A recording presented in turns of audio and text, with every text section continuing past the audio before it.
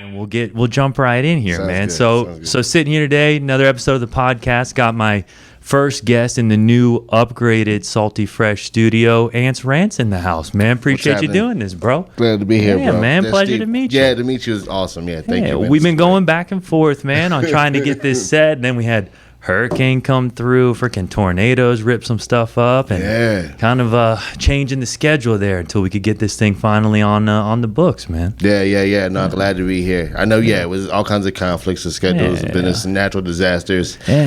Some sandbag time was really cut into me being here, was like trying to find sandbags at the last minute on a Thursday. It never fails, man. Sandbags are a hot commodity as storms come through. You know, I always think somebody was telling me you should just go to construction sites and fill up the sand. I'm like, I'm pretty sure that's a felony now to steal from construction sites, but self-storage is my main business, and kind of do this for fun and exploratory purposes, and just selfishly, it's a way to meet cool people and get out in the community, man. Hey, man, very cool. So I'm glad to be here. This is awesome, man. I've watched a few episodes, and what I love is that I know you're like kind of like tapping into like finding your voice. That's really what comedy is about too. It's like, we know we have something to say, kind of, and express, right? But what's our voice? And then you build it as you go along, right? So that's what's cool about the podcast scene. Because the one thing I tapped into right away with you is that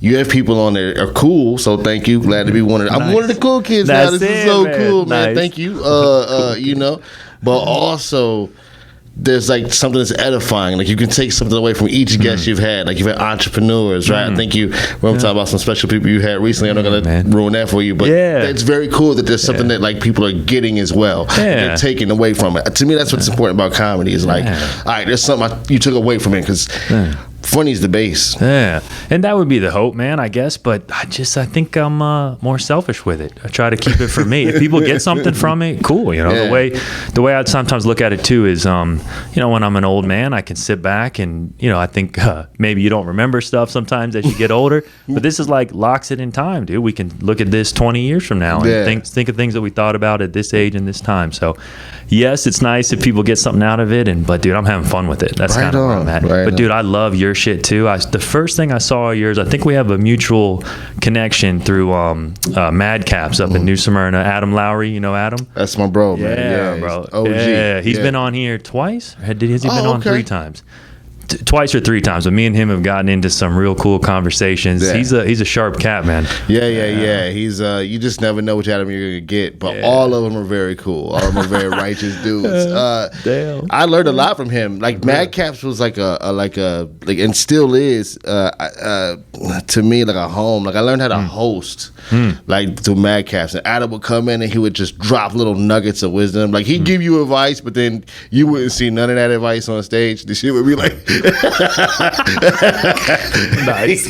He'd be like, yo, whatever I'm doing, just do the opposite of that.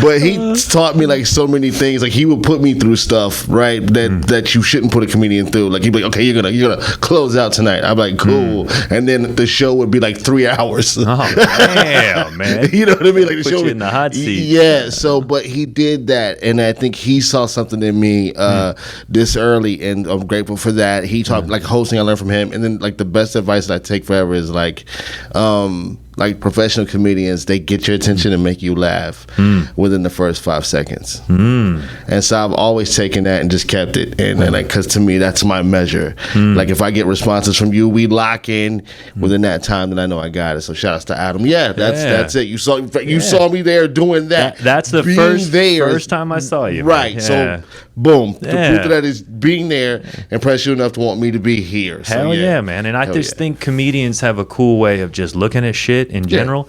Not that many people are spend time being like introspective or look at what they think about or even communicate what they think about. Sometimes that's what I love about comedians, man. And him and I always used to call it comedian philosophy. So he's real good at philosophizing, if you will. But dude, then I saw your set at on YouTube at Sax, and that shit had me rolling, dude. The recent one, man. The recent one. Thank you, man. Dude, your shit looks real tight right now, man. Thank you, bro. You're a funny freaking dude, man. Thank you, man. How long you been doing comedy? geez, we're a little over 4 years now, Mama. Like a little over 4 years. My lady keeps. We got to introduce your publicist. This is my This is my girlfriend, my publicist, my Uber driver, my A&R, my fashion consultant. Oh, I know how that goes. Spiritual advisor. I'm serious. We were listening to church shit all the way over here. It's a 55-minute drive. She's like, "Do you mind if I catch last week's service?" I'm just like, "Nah, put it on." So we've been worshiping the whole way over here, which is hard because I was trying to smoke a joint. No lie, it was very difficult, but because the spirit, was like, it helps you connect a little bit. Yeah, exactly. Yes, so she's all of that, and she's like my best friend in the world. Oh, and she's like, if a joke doesn't work, it's not because of her. Like she even is like, "Yo, that's not funny. I don't. That's not funny." So some things I've been able to. She's everything to me. It's my girlfriend, Damaris Montos. Okay. So thanks for coming and being the Uber driver and the spiritual leader of this man right here. I like it. This is how I file my taxes. I don't like. She's the umbrella. She's your accountant too. She's all of it. You wear many hats over there, really huh? So about 4.5, 5 years. Yeah. 4 years. Yeah. And where'd you get started? All in Orlando, or? Because this is where I was from, and then a lot of things happened. My mother passed away, all kinds of crazy stuff like that. I started in 20. I started so cliche. Like I started like before the pandemic. Like I was in a class. I took a comedy class out here. Shout out to Carmen Vallone. He does this thing where he charges you an amount of money, and then you go hang out for like 6 to 8 weeks. You learn some joke structures. I took the class. It was very cool, and we had our grad show, and then a week after that, the world shut down. Yeah. So then I was like, oh no. So I was just trying to figure it out. And comedy was, I came in then. So I came in when comedy was trying to figure it out. And like I was there for like Zoom comedy. That's what I was going to ask. Are they got live people in the audience, or it was Zoom comedy because of that time frame? Zoom comedy, brother. And then that became, I think, a dark secret I hope no one ever talks about ever again, which was comedy at a drive-in theater. It resurrected the drive-in theater. Yeah. So then, like, what would happen is if the first off, if they was feeling your shit, bro, you would know because you would just start getting flashes of lights from the cars in their high beams. Yes. Or they're hawking. So it's like you're telling jokes to like Christine, like a whole parking lot full of Christines. If anybody gets that reference. I don't. I was trying to catch it, but Christine. Christine is a Stephen King movie about a car, like a 1957 Chevy that was possessed. Okay. Like the lights would flash on, and you was walking down a dark street, and you ever did this kid wrong, Christine was coming to get you, and the lights were black. That's horrible. You don't watch no horror movies, right? A few. It's been a while, man. I don't watch that many movies anymore. Some like nostalgic shit, and I got 2 kids too, so we watch some new stuff, man. But not a lot of horror in my genre. But I'd love to get into Stephen King a little bit. I hear his book on writing is pretty good. Sometimes I think about reading that, but that's the big thing about it is you can appreciate like the art of him. Like I just happened to be a kid and catch the wave of that. So, but yeah, so comedy was there. Comedy was stuff like that for me. And then that evolved, right? That evolved because people started coming outside. So then it became bar shows where like I'm just kind of pulling up wherever and getting like time, 5-7 minutes at a time. That evolved, constantly working the whole time and working and learning and kind of figuring it out, doing mics and figuring it out. Then that became now I feature and headline, right? So now I'm like you just got to set a business plan and the structure and kind of know where you're going and move there intentionally. You're not going to get there by just telling jokes at the local spot. Because you know what I mean? You have to like constantly kind of like have a goal and a plan to drive this business forward, right? So now I'm focused on staying primarily in clubs. So if I'm doing bar shows and things like that, it's going to be under like a don't tell or like a comedy sanctioned kind of thing. Okay, like working shit out in there too, or I mean, like where does your new stuff come out in that scene or?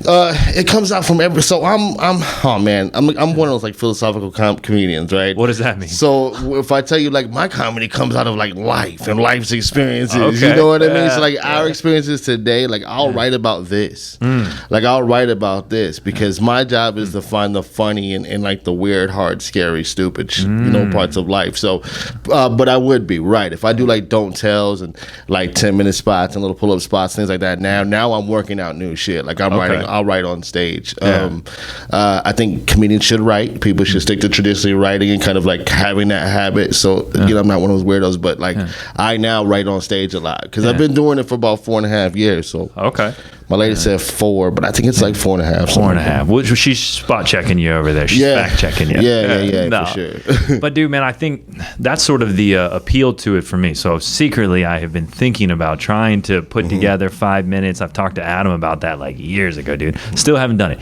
But what I like doing is writing and seeing what I think about shit, and then trying to find something funny in it or something, like you said. So it could be something dark that is just a way to get it out there in a different light. But I am envious sometimes of people like yourself. It seems like they can just get up there, because watching you on stage, man, like it seems like things come to you pretty quick, and the way you're working with crowds and stuff too is pretty cool to see. I know you're not writing that stuff down. You're just living in the moment, it seems like, as well. Right. I got, thank you, bro. Yeah. As far as like what you're talking about with you, man, I always love people like that, and I can tell that about you anyways. Like, again, I watched a couple episodes, so I can tell that about you anyways. I'm sure Adam gave you some good advice. The only thing I would say is that like, if you have that itch, that's something to scratch, man. Because like, there's a lot of people that say they wish they could do what we do, but they don't really want to step over that threshold. Like, not in real life, man, because there's a lot that comes with it, bro. Sure. But like, if you have the itch, though, that's different, you know. Spiritual people will be like, oh, if you have like a calling, something's nagging you, right? So you may just want to try it out, which is fine. But like, if you have that itch, you should pursue it, because we're a unique breed of people. Like, we're just there's something weird about like how like I could be busy all week, but then you could find me on a Tuesday, like a random coffee shop, like 2 a.m, just working out. Like, hey, yo, man, I think pool is just golf for flat earthers. You know what I mean? So like, so like, it's like tough to like. So it's a special breed of person. Sure. But you want to get that thought out. Yes. Because nobody's what? Yeah, but I just think people don't have as much fun as I think they should, you know, and something about comedy and thinking about things like that, it just helps stay grounded to the idea of having fun or just making people laugh in general. I think as people get older, it seems like their commitment to having fun starts to go away. And I tell this to my children all the time and try to tell it to myself, is like, I don't want that to go away. And then I don't want to be an old man someday and be like, oh, like looking back being like, oh, I wish I would have at least tried an open mic or tried to put something together. That's sort of how I think about things sometimes too, is if I try it and it doesn't work out, or I end up, you know, not digging it or whatever, but it's kind of like this. I just had to do it. You know, it's not going to be perfect in the beginning. Nothing's fucking perfect. Just get out there and do it. Stop talking about it. That's sort of how I'm leaning these days. It's and you can put it that perspective, and then like you can also think just as simple as this, man. If it's one of the regrets you'll have when you look back, you should do it. Exactly. Do you know what I mean? If it's one of the ones you'll have when you look back, let's face it, there's some regrets that I have right now where I'm like, that's all right. You know what I mean? Like, that's all right. That's all right. You know? That one can go, no problem. Like, bro, if I forget that regret, bro, we're good, bro. We're good. I realized that when I had my first AIDS test. When I had my first AIDS test, I was like, you know, there's some regrets I can let go. Yeah. So, like, no, but with comedy, man, legitly, like, most legitimately, if it's one that you think you'll look back and go, damn, I wish I'd have did that, you should for sure do it. Yeah, man. Yeah, man, because that's, come on, bro. I'm going to. You know, I keep saying that. I've been saying it for years, and then, like, it's always the excuses, you know, so busy and, you know, family and work and this and always kind of things going on. But the longer you let those keep happening, then you never do it. So, you never do it. Yeah. And you're a 407 dude. That's right, man. All right, so then this is what we'll do. What are we doing? Because we're hitting it off already. Yeah. I love mics. Yeah. I go there now because I like... I don't want to talk too much. I'll be getting high earlier, get too comfortable. Me too, bro. We're comfortable. You know, by the way, you're a surfing ass dude too, which is so cool. Do you realize for me, that's the equivalent of like if I tell a white person that they're cool. Okay. Like, you know what I mean? I'm like, oh shit, like this made my day, man. Surfers are some of the most righteous people on the planet, man. Yeah. And you're a dad too. That's fire, man. That's fire. Yeah. But I don't want to get lost in this. So this is what I'll do. Yeah. When you want to go to a mic, man, they're always popping downtown. Downtown Orlando, there's mics happening. Downtown Orlando, bro. There's not just like, because I know it gets crazy downtown lately. So not even there. We don't gotta go that far, bro. Yeah. If you want to get down on the mic, man, I'll pull up, man, and support you. And, and be there. Awesome. We can rock out. It'd be fun. I mean, and just pick a night. There's one like all the time. Yeah, everywhere, bro. Dude, I'm down. Yeah, I'm fucking down. Let me know. Let's go. Man. Let's go. Let's do it. Yeah. I have your number now, bro. I'm gonna check with you every freaking day. Oh, okay. Put the pressure on me. That's what I need. I need some people like that in my life. Bro, you've had this conversation about doing it this long. I had this conversation 3 years ago, probably. That's crazy. Man. Yeah. But like each year that goes by, I keep putting things on the list to try to make sure I accomplish, and that hasn't been one of them. A lot of it's, either this podcast related or fishing related, surfing related, family related. I've spending time with again, meeting people, man, and getting out there and trying to build your community is what seems like where I spend a lot of my time. There I am making more excuses for why I haven't done it. But dude, I like that pressure, man, because you'll get me up there. Yeah, bro. Hey, man, listen, bro. And I'm the type of cat that early in this, I had a buddy. He would always like tell people after shows and stuff, they come to you, they go, "Oh yeah, I've been thinking about doing what you were just doing. Good stuff up there. I was thinking about doing it." And I told him, I don't like that, bro. I don't like that at all. I said, first off, what he's saying is, I just sized you up, and and I think I can do that also. In fact, I think I can do it better than you. You know what I mean? That actually happens to us. Playing a cat will come out and they'll be like, "Yeah, no, that was good. I've been thinking about doing it myself." Let's say the same, yo. And the thing is, I was like, oh, that's because you just saw me do it. Yeah. And you made it look easy? Yeah, and you think you can do it. I see. So I used to tell him, I'd be like, yo, don't, quit telling people to sure go ahead and do it. I said, because number one, man, we have like a long time that we have to travel. So like the less obstacles, and I think I can, motherfuckers, that we have to like not step over or deal with, or like, you know what I mean? Because you got to think, when there's so much bad comedy happening, there's people who aren't comedians who are like, yo, I got dressed for this. I got a babysitter. You know what I mean? I'm some motherfuckers is like, I'm spending rent money right now, right? That's a fair point, right? Yeah. So now they're coming out and they're going, this is what comedy is. I'm not gonna go see Ants when he comes out. Who gives a damn? I'm seeing, you know what I mean? Yeah. So like, I'm like, well, I don't tell everybody to do it, man. Right. You gotta be cut. You gotta be. You're saying things that a person that you need to try it, man. Yeah. Because you're the kind of cat that, like you said, you running things head on. Yeah. So. You got to try it. But dude, I'm not coming from that place. I'm not arrogant in that way. I think I used to say this because I used to give a lot of speeches for work and things like that, and still do a little bit. I used to fly all around the country and try to make crowds of people laugh, but more in like the business sense, right?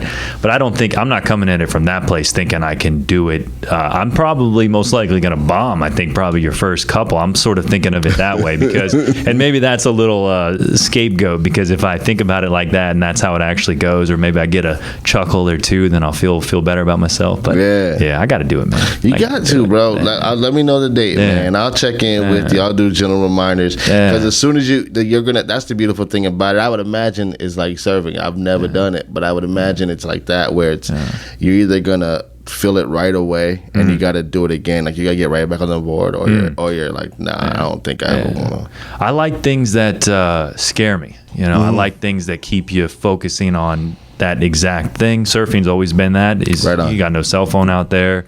A lot of times you're by yourself or you're with a group, or and obviously there's some dangers to it, depending on where you're surfing and how big it is, and you always got sharks and the thought of drowning and those kind of things. But I always like things that keep me in that moment, and I don't want to, think about 20 other things going on.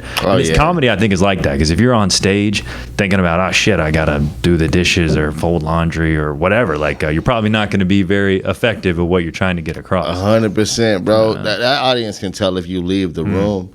They can tell, you know what I mean? Because like you said, the disconnect now happens. Now I'm focused on laundry, right? I am the kind of person that I'm in the moment then. I don't think I'm ever more present in a moment than on stage, because there's and I'm in relationships. I have children. Yes. But like I don't think I'm more in a moment then.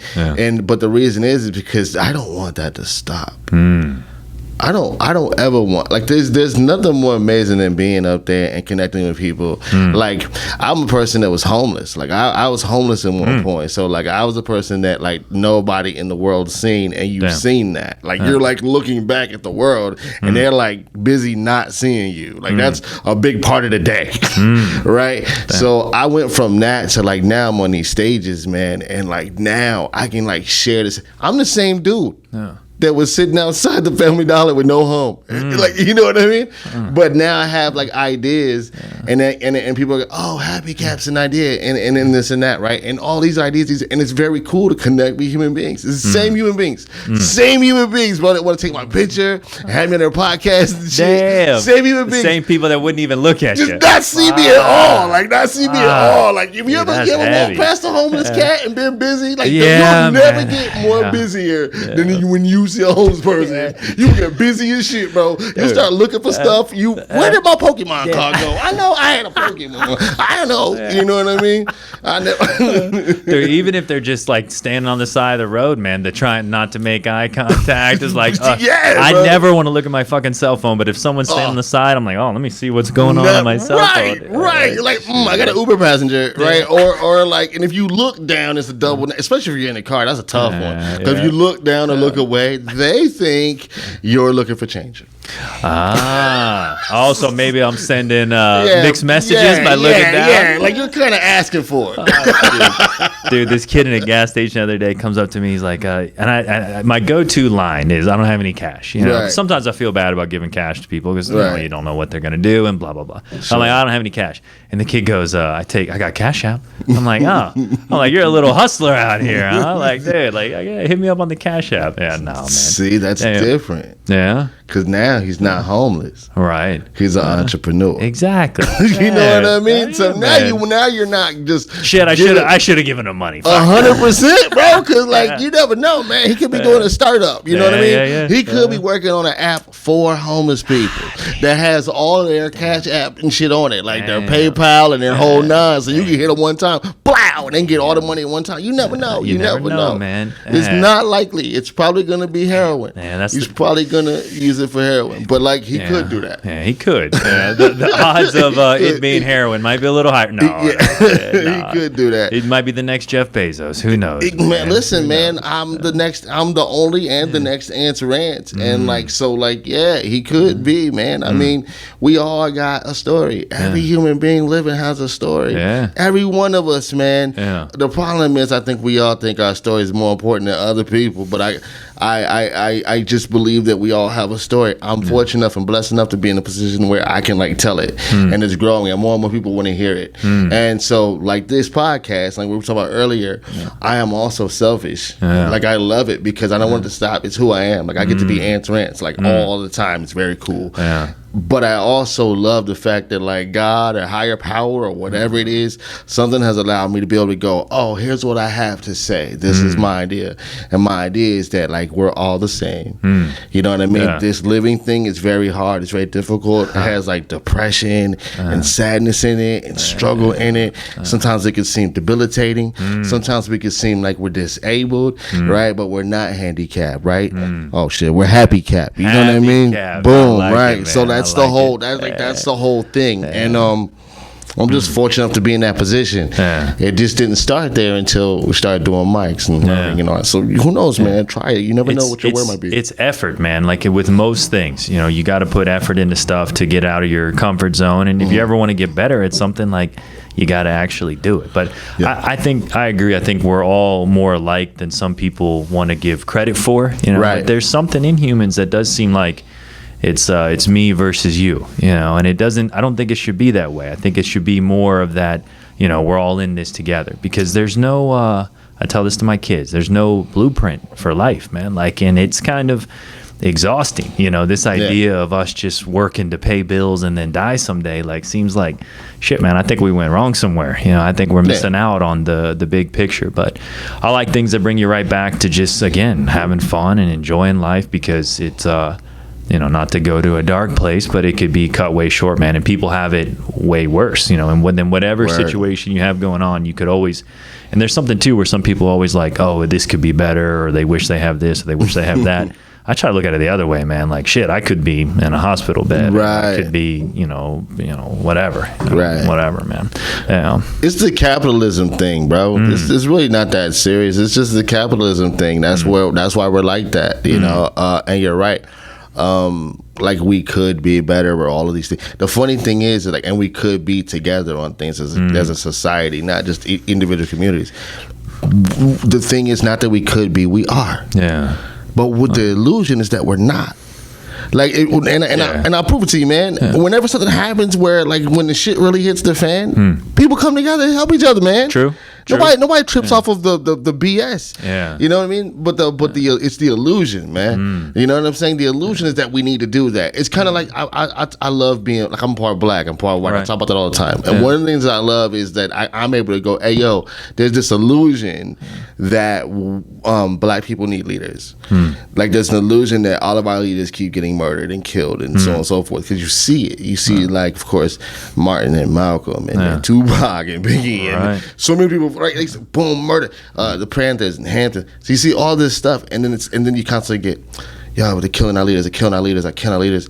Now this becomes an idea that people have. The people that are the folks that are the community that's affected by it, and then like, whoever wants to kind of rally for or against it, they have this thing where they're never killing our leaders.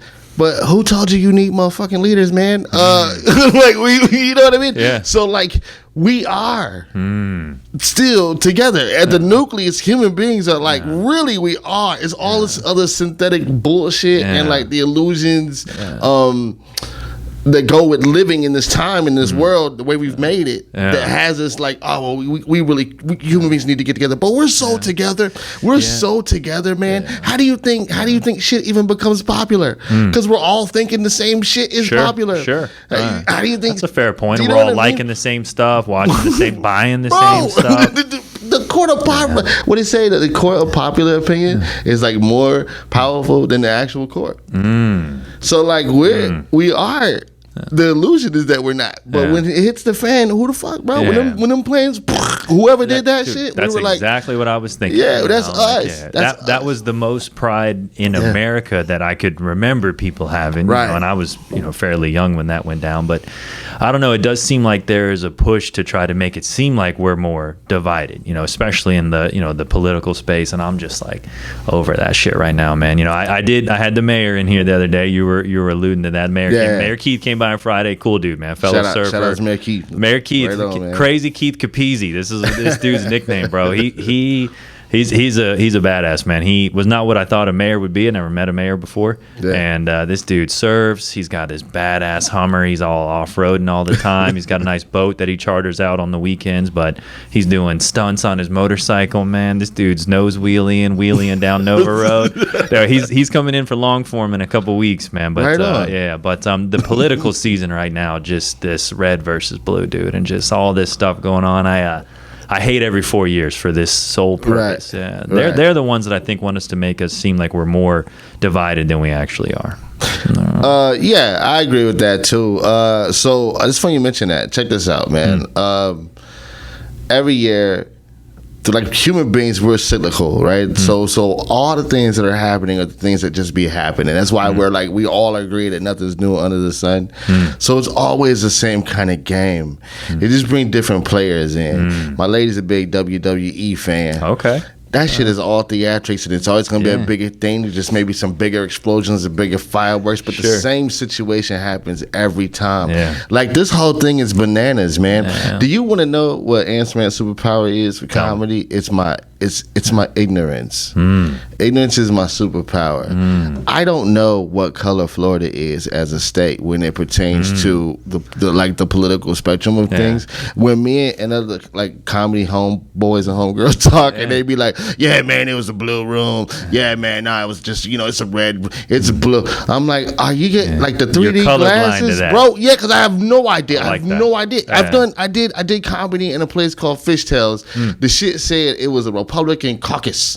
It was a restaurant runt, but the shit said Republican caucus. Caucus. Okay. I was like, they are about that shit over here. Like, that's what I knew, right? But I was like, oh, well, bro, they already cut the check. I'm here now. Nice. You know what I mean? So, like, and I'm telling you right now, I destroyed that room. Nice. I destroyed that room because everything you're saying is true. The divisiveness, this is bro, it's silly. Yeah. The whole thing has been silly. And the funny thing is, if you look like individually, this is what human beings and Americans and right-minded people think like. The majority, now. Right? The majority, exactly. Yeah. But then when you look at the propaganda, the internet, or the whatever else, it's the other way. You know what I mean? So it's like showing. I keep it in the mic. It's like showing Trump supporters that are like ignorant. Right. Do you know what I mean? There's some Trump supporters that are intelligent. For sure. It's ridiculous to think otherwise. Yeah. Or showing like, you know what I mean, Kamala supporters that are whatever the fuck they are. Because it's not true. There's some highly intelligent people on that way too. On both sides. And I agree. I'm more like you, colorblind to it, but also I don't care.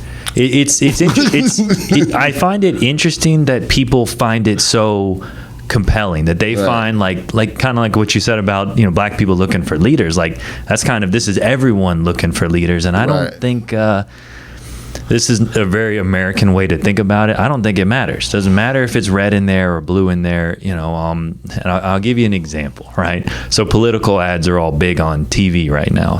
And ridiculous. Like the amount Batista of them. Joint. You see the Batista joint? Dave Batista? No, I didn't see that. He's like, Donald Trump's a bitch, and he's like saying this. He's like saying this on the thing, punching out some guy. Damn. And he's like saying all these reasons why Donald Trump is not the guy. Dude, I wish, and I don't have it hooked up, but the reason why that TV is there, I wish we could pull that up right now, but I don't have it set up yet. It's so ridiculous. That's hilarious. And whenever you want to, and if you want to get into the kills, it's the only thing we can. Yes. But it's so ridiculous, man. But dude, I agree. And then one of the main problems that people like to talk about is the cost of everything, right? Inflation this, inflation that. One of the first successful political ads was in 1952. It's in black and white. It's called Eisenhower Answers America. This was his whole series that he did. Okay. This chick comes up, she gets in front of a mic and she goes, Mr. Eisenhower, you know how expensive things are getting right now. What are you going to do to lower the cost of everything? This was in 1952. Gas prices were 27 cents in 1952. Nothing changes, bro. It doesn't matter. Red in there, blue in there.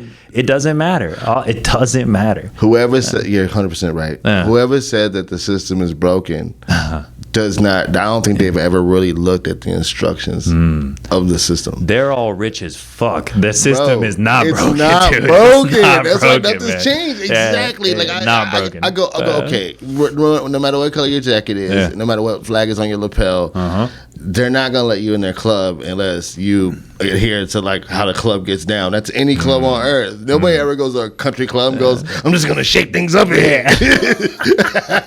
You know what I mean? They're like, yo, hey, you brown people behind the counter, take those fucking silver trays and put them down and get you some fucking club jackets. Everybody brown get a club jacket. Your ass not, they're not letting you in. They're not letting you in and fucking that up. They're not going to have like Jerry curl shit all over the country club floor, fucking golf carts with 20-inch rims or whatever it is. They're not doing that. They're not doing that. You're not going to be, because they don't want you to shake it up. It works. So if you get in the club, no matter what your shade is, your ass is not shaking anything. Because you in the club now. That's it. You in there. You get murdered. They got a Secret Service, bro. You think the Secret Service is there to protect those people? As you can see, you can still get hit with Secret Service. Yeah, that didn't work out well for the Secret Service is to watch them. The Secret Service is not to the Secret Service. We don't have, bro. We can barely.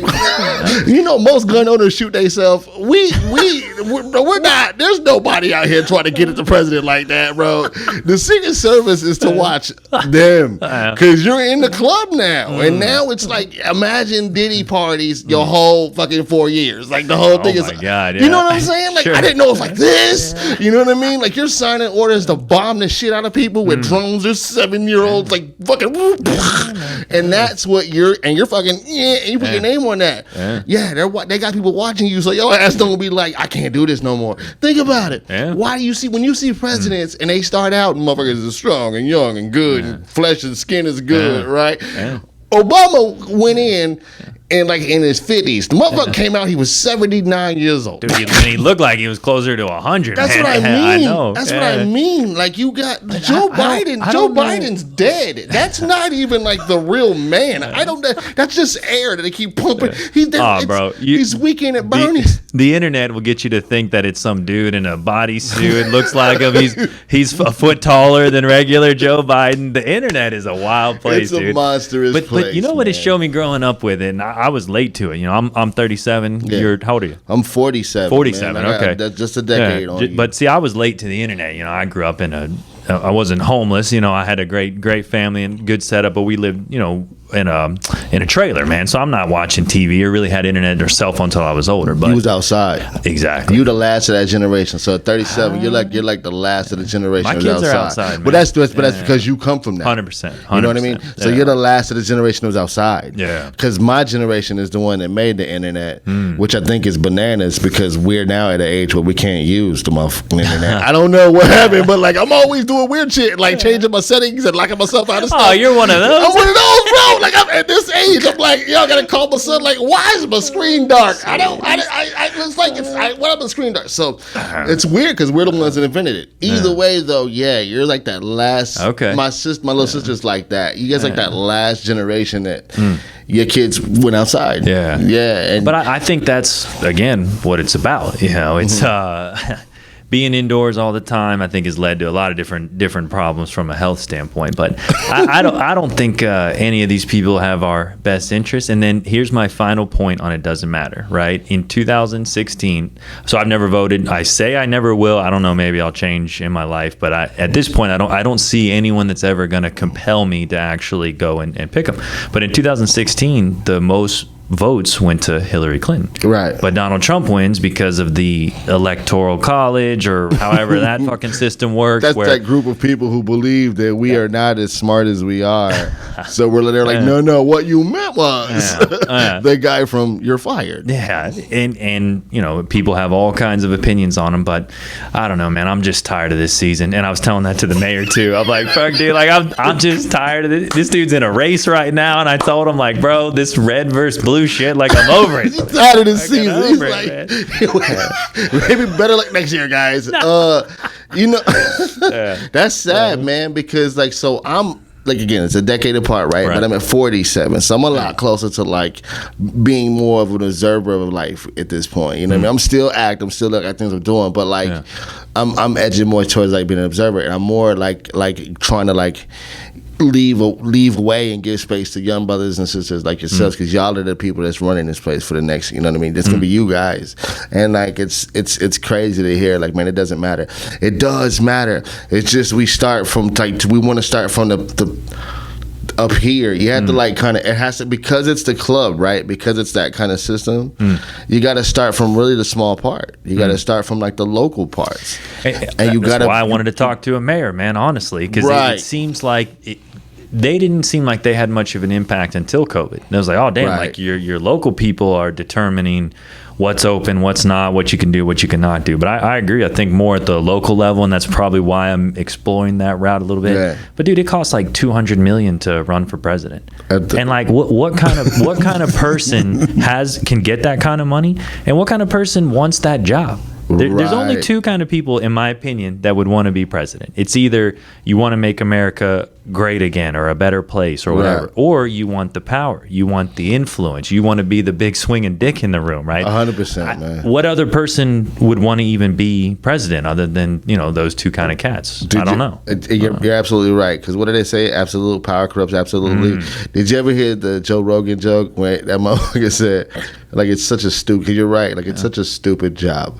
Like, that's such a stupid job. Like it might have been cool when there was like 7 people.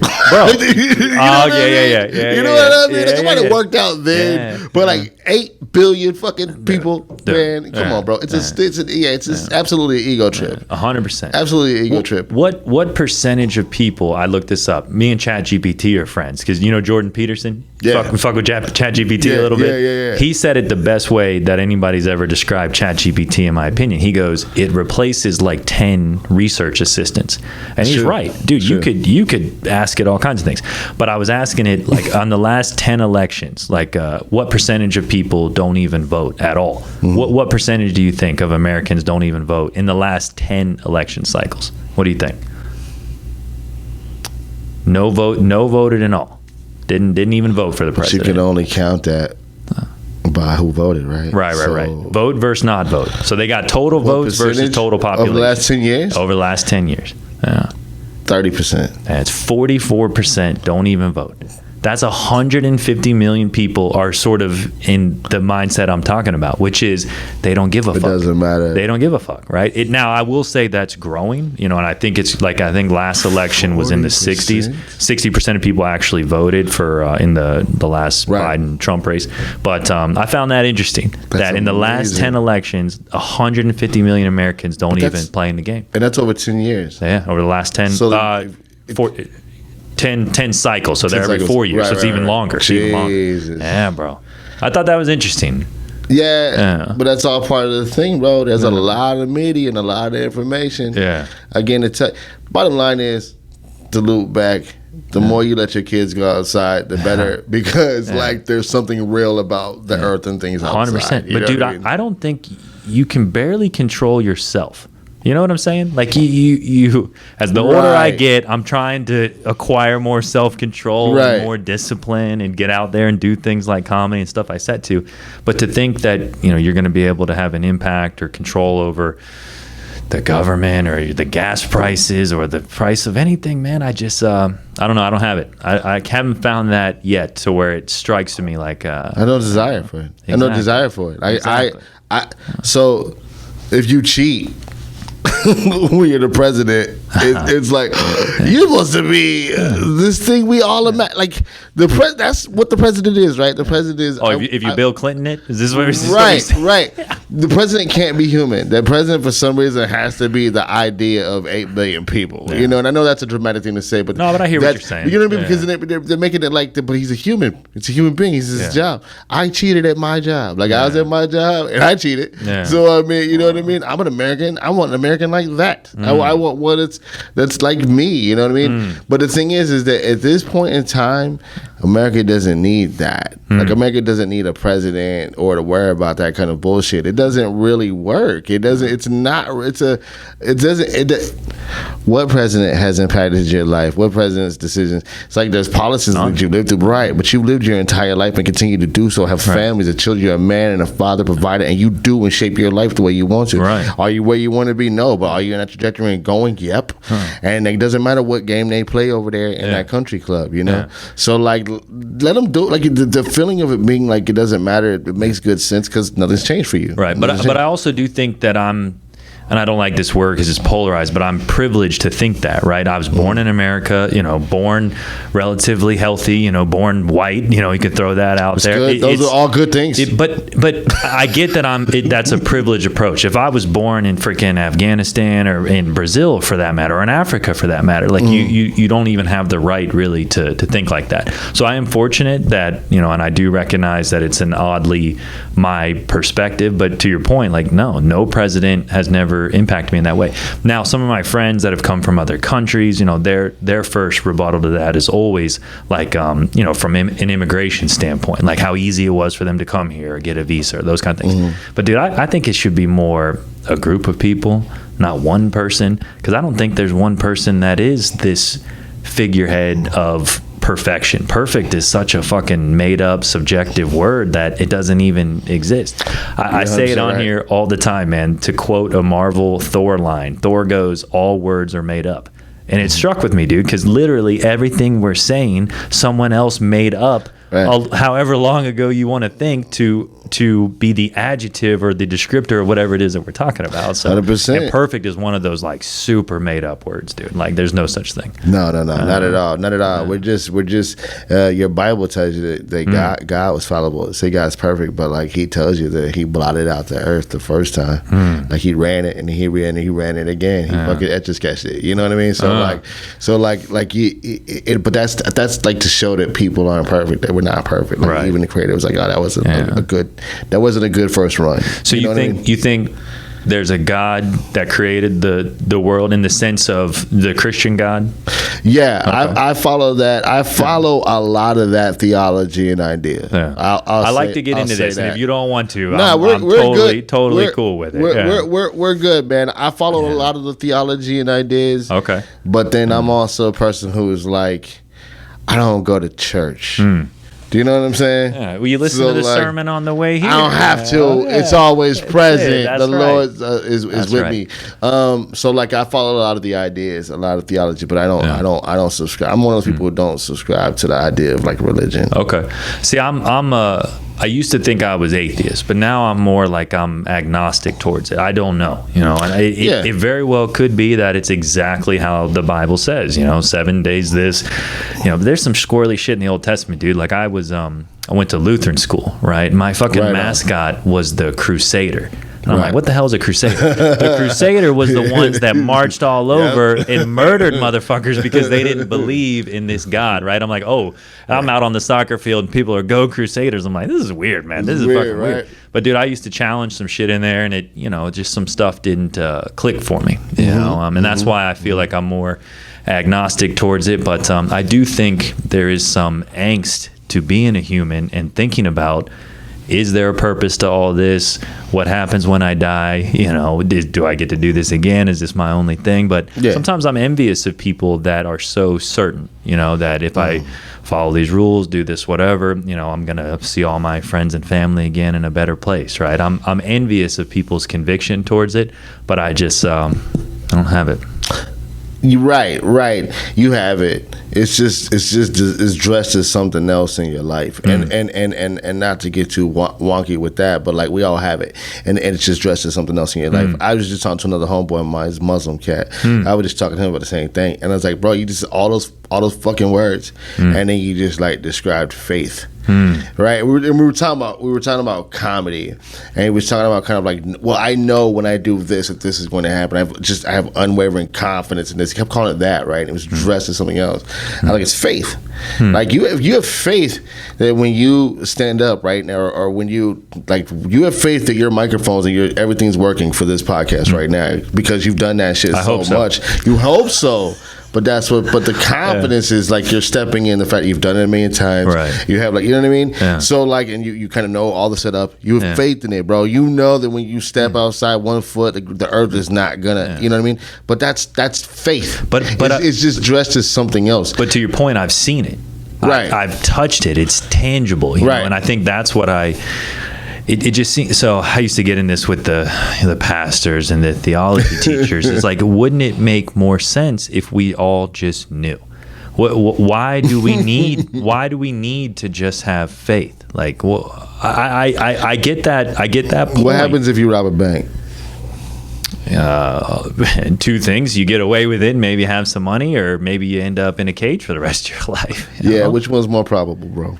Probably the cage. Right, and that's just a smooth, clean cut situation, right? That's not getting murdered because like shit goes bad, now there's gunfire, things like that, right? So you might actually get murdered too, True. But like you said, you get away with it, you go to cage for the rest of your life. Now you know that's going to happen if you rob that bank. Yeah. Now, if we took away those two equations, and it was just you with the money, would you rob a bank? You're not gonna get shot. You're not gonna get away. You're for sure going to get away with it. I don't want to take someone else's money. I understand you don't want to take someone else's money. Yeah, but you're not. Because you're taking the bank's money. So and like you morally, you don't take someone else's money. That's perfectly fine. That's a different situation. What I asked you. What I asked you is, if you knew. Unequivocally, you could just all you gotta do is go get it. Yeah. The money in the vault. Would you do it? that bank right there across the way got hit by a tornado, and I was looking to see if money was blowing around, bro. But, I don't know, man. And I just... Yes, you do know. I tell you what. Hit me back on that one. I won't hold you up with it. I'm thinking, man, probably. I mean, more than likely. If there was no chance of getting murdered, there's no retribution. You're not going to end up in a jail cell in a cage for the rest of your life, and it's not someone else's that needs to feed their family or whatever. Then sure, sure. So my point being is, and you're a good man. This was not a trick question, but the point is being this, man. Motherfuckers don't rob banks because it's wrong. They don't rob them because they'll get in trouble if they do. Right. So truly the integrity is not. It's a question that needs to be examined. Right. Now, with that question, and I know that's just old man wisdom thing I'm doing. Is what happens is you ain't that old, bro. Man. I covered a lot of ground in a decade, my bro. Nice. I can't wait to we can talk about it for sure. Because you're from the 407. I know you got stories. I'm looking forward to 40s, man. I hope it's gonna be. I hope it's gonna be fun. Everything's better, bro. You're killing it right now. You're winning right now. You got a different mindset about things right now. So you're already ahead of the curve. And about the 40s is great. 40s is one of those everything you see is Simba, right? You get to sit back and kind of view that. 40s are dope. Nice. I love the 40s, man. Nice. Okay, and then my point being is that so we don't rob the bank because of it's not the right thing to do. We just know that the retribution is crazy. And there's no amount of money. Right. So with that question, because I used to be like that too. God, why can't you just fuck this free will, bro? Just do this. So I can just go. I don't want to deal with that. Yeah. And then God was like, yeah, but that's not really that's not really you. That you don't want to love me to get to know me and grow and walk this way for me. You just don't want to go to prison forever. You know what I mean? Right. So the free will part is that one little fucking catch where it's okay, well then it has to be on me to make the choice to go this way. Yep, and I hear what you're saying. And that free will piece, do you even have it? I sometimes I question. Right. Is that even a real thing? Right, because do you even have that. Right, because if you don't go this way, but to the Bible, right? They tell you that God has a plan. Everything is sort of laid out. So that's not free will. If everything is already known, right, in the realm of most Christians believe that God has a plan for me, that something is already laid out, then that's not free will. That's the decision you make is already been thought of. That's already been part of the plan in that respect. Right. Does that make sense? 100%, and 100%, and you're right in that aspect too. Did you grow up with the Choose Your Own Adventure books? Where it's the shit's already written out both ways. Oh, true, and you can pick, right? You could choose if you want to go here. There. Yes, I know what you're talking about. Yeah. Both. It's already laid out. Yeah. Both the shit's there. But you get to pick. Yeah. So it's not in the thing. It's well, you already know how this is gonna go. No, you don't know. Milton Bradley knows every roll of the dice with Monopoly, bro. Your ass don't know. I see. You know what I'm saying? So it's still you. Yeah. You just get to choose, bro, which game you finna play. That one thing that's set up that's not free is your ass cannot opt out of playing the game. You gotta play. It wasn't your choice to play, but your ass is on the board. I see what you're saying. See what I'm saying? It ain't, and the thing is, because it ain't that deep, right? But we make it deep. Sure, it's not. It's not that deep. So I mean, and the only way that I can get those kind of understandings is having a relationship with who I believe or what I believe God is. You know what I mean? So that's the only way. Because I was going to be a minister a long time ago. I studied for a few years in a church. I'm talking about a couple years, everything. I did Bible studies that grew Westgate Resorts, right, back home. Yeah. I was in a call center hustling. And then I was around, you know how Jesus sat with the sinners and everything, right? Yeah. We was all in there sinning together, you know what I mean? And we found God in some kind of way, some kind of righteousness there, started doing Bible studies. They grew from my apartment to we ended up going out to Rockledge. Oh, okay. And all of that, and kind of having at the Springs and everybody being together and coming out and finding God on their terms and all of that. And then I was fortunate to where whatever God chose me for allowed me to say, I just known my connection with God is this is what I have, like my mouthpiece, pause. It's like I communicate. That's what I do. I can express an idea to whoever. And then so God is the one that made that happen for me. God was the one, because when all the chaos and shit, it's a clear, distinct sound and a voice, and you know it, and it's the right one every time, and that's it. Everybody has it. You have it. You just call these things different fucking things. Sure. But you have them. You yourself. So like I understand you about the I don't know part. That's a beautiful place to be in, because I don't know doesn't have their arms folded like an atheist, or like or even worse. On the other side of that is a motherfucker that thinks they know everything. I can't stand to know everything. Christian or Muslim or whatever it is. Like, bro, okay, if the cup's already full and you still here, then I know you're lying. I know you're lying because you're still here. You're not learning nothing. You're not growing. We can't have a conversation. You know everything. So that means it's finished. God's work is done with you. Well, that's bullshit, because the rapture hasn't happened and I'm still here talking yo at. Do you know what I mean? I get what you're saying. So like, but those people, you can tell them, you know what I mean? Saying I don't know is dope. Because it gives you some space to learn and grow, and you will. Saying I don't know means that there's a connector in you. There's a connection inside of you that you're waiting for the connect to tap into. That spiritual plane where God meets you.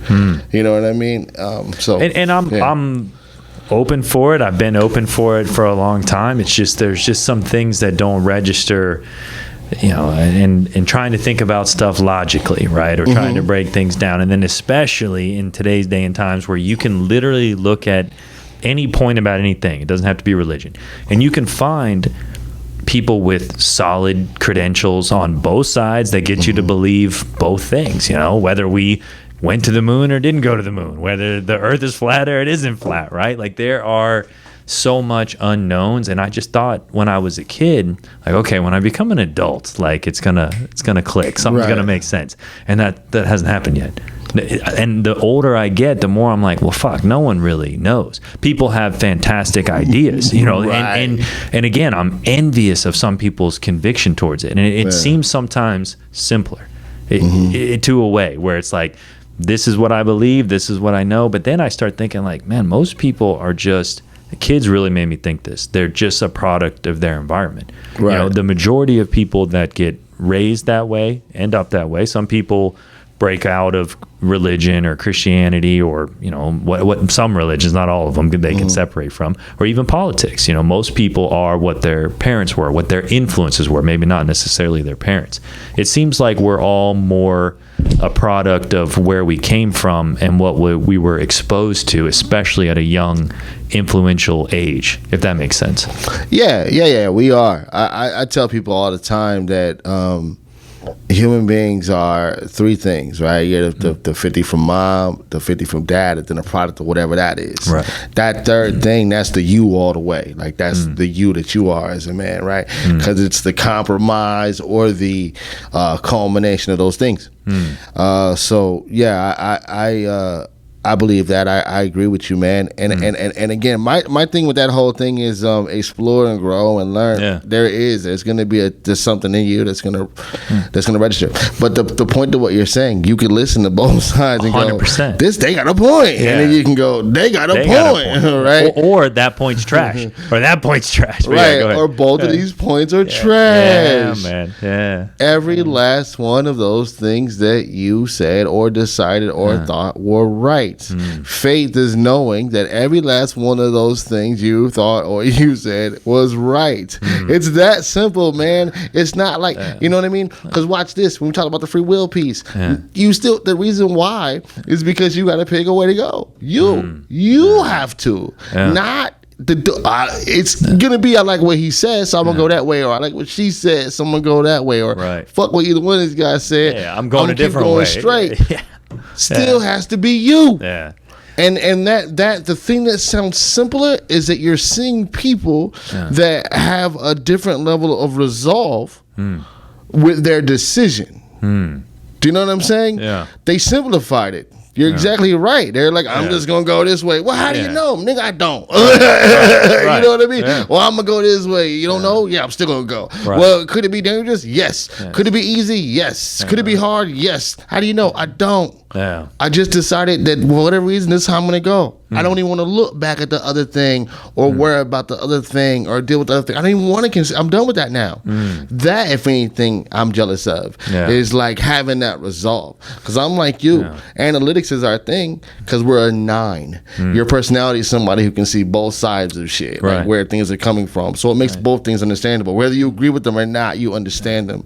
That in itself is a certain type of wisdom my man Confucius wrote about. If you've ever heard the golden rule, it's do unto others, right? That's a bullshit Western idea. It really is, because it still poses or imposes an idea. It's like, treat me how I treat you. So I'm still leading that, because you're gonna treat me how I treat you. Now you're supposed to reciprocate. You're supposed to understand that, reciprocate that, because that's what I require from you in order for this to go smooth, right? That's do unto others. It really is. It really is. And if you, it's reciprocate it. Now think about it, because if you don't, there's gonna be consequences. Right? We're going to have a problem. There's going to be friction because I'm coming at you this way, but you're coming at me this way. Right? So that's imposing an idea. Do not unto others is the original term. I wish I had the book. I'll bring it to you, show it to you, because I highlighted that shit. Because when God showed me this, it was like so clear, right? The original text that Confucius wrote, he's the one that wrote the golden rule, by the way. He wrote that shit 6,000 years before the Bible. Do not unto others. And what that is despite what your shit is, I'm not gonna do you like that. This is how I move. In this, like, I move with like this patience, and I move with this understanding. I move with this kind of thing. I'm not gonna move with that aggression because that's not because I did that and it's not reciprocated. I'm not gonna switch that. You know what I mean? Yeah, I get what you're saying. So it's different. It's a different concept of like very, he's just splitting hairs. But if you really kind of like pick it apart to the nucleus, it's that. And you mentioned Confucius, and Confucianism, I think, is the religion. But dude, there's so much stuff that's much older than Christianity. So much older. Hinduism is super old. Buddhism is super old. It seems like a lot of them, though, man, it's back to kind of what we were talking about earlier, is it's how to live presently.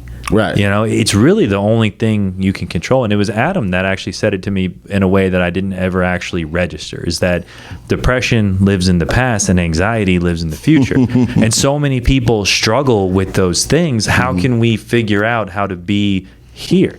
It's all you can really have control of. Sure, you can have some plan for the future, like you said, a 5-year plan, or this is what I want to get accomplished, this is what I'm setting for, but really all you can control is what you're gonna do or not do, for that matter. You're gonna choose to fuck off and sit on the couch and not do that plan. But it just seems like the bulk of a lot of religions or people in that matter is just trying to figure out how to be right here, and how to be right there goes back to the free will thing. Because it's in those seconds for every choice that you make. I talk about how, like, weird, hard, scary, stupid, that's what comedy is. That's what life is. Weird, hard, scary, stupid? Those are the 4 elements to what your life is. For all of your existence in 37 years on the planet, whenever things have been going on, you've experienced something weird, hard, scary, stupid, one of or multiple versions or any combination of those throughout your day. You're like, that was weird. Now this shit is stupid. This is hard. This is scary. Blah blah blah. So that's what life's 4 attitudes are, right? And every moment of your day, when you're not like whatever sleeping or whatever it is, every moment of your day is again within that free will, operating amongst those choices and experiences. So you're constantly, that's why the brain is so magnificent as a computer. Because we're constantly, within fractions of seconds, dealing with information and deciding which path, which road we're going to take. And you do that within the constraints of maybe what you believe or experiences that have happened to you or blah, blah, blah, blah, blah, you pick, but you're still within the space of making those choices based on those 4 attitudes. You're spot on, man. One of the, in some of those, it could be multiple of those 4. It could be weird, it could be hard, it could be scary, and it could be stupid. One of the ones that hit me at an early age is my brother is let's see, I'm 37, he's going to be 40. He's a couple years older than me, right? When I was probably 10 and he would have been 13 or so, he got diagnosed with muscular disorder, right? Spinal muscular atrophy is what it's called. And they told him by the time he's a certain age, he's not going to be walking, those kind of things. Right. That one hit me hard, dude. I'm like, this is weird, this is scary, and this is stupid. And that's what really made me challenge, like, why is this even a thing? You know, why do kids get cancer? Why do people die early in general, right?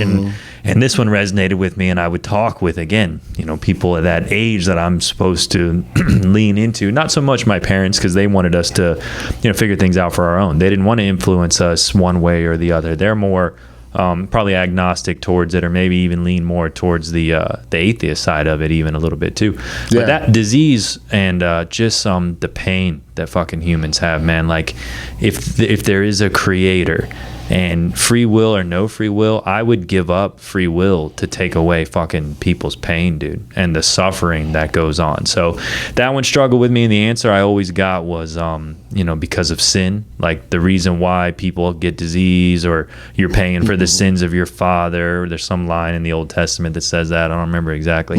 But then I would be like, okay, well, didn't God send Jesus to die for the sins of people, so we don't have to fuck with that shit anymore? And then that's when I'd have to go to the principal's office, because no one had a good rebuttal to, you know, that. Like, okay, like, this doesn't, what you're saying to me doesn't make sense. As a kid, it's not logical in my brain for why my brother's never gonna, we went from being surfing and playing in the woods together to now this dude can't walk anymore, right? And that switch really changed a lot for me, man. And I still to this day struggle with stuff like that, and trying to understand why that stuff happens to people, man. If that makes sense at all. Listen, this is 100%. Number one, that whoever said that to you as a form of whatever the fuck that was, like that was horrible. You know what I mean? Like, that's, bro, I'm telling you right now, man. I if I was God, I'd be like, yo, I fucked up. Like, you know what I mean? Like, I got too many representatives. Dude, I'm talking about it. I got too many representatives. You know what I mean? I got way too many representatives, man. Oh, sure. Because that's not like. Speaking with you with any kind of like love and compassion and empathy as a kid. I don't know how old you was, bro, but like I know that like you can't, if you're old enough to kind of rationalize and ask that question, then like you can't just go, it was God's plan.